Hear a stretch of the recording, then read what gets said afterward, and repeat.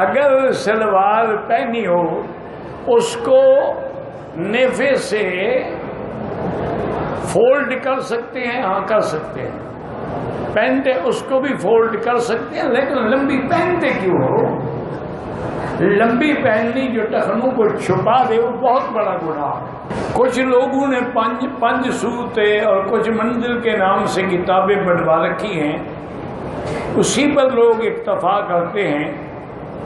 اگر یہی صورتیں باعث برکت ہیں، بہرحال وہ بھی پڑھا کرو، لیکن سارا قرآن پڑھا کرو. یہ نہیں ہے کہ صرف انہی صورتوں پر عقیدہ ہو جائے، باقی قرآن پر عقیدہ ہی نہ ہو تو یہ بڑی خطا ہے.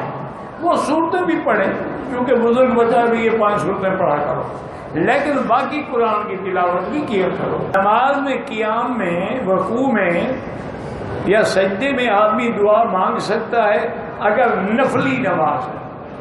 فرض نماز میں وہی تسبیح زیادہ کہے.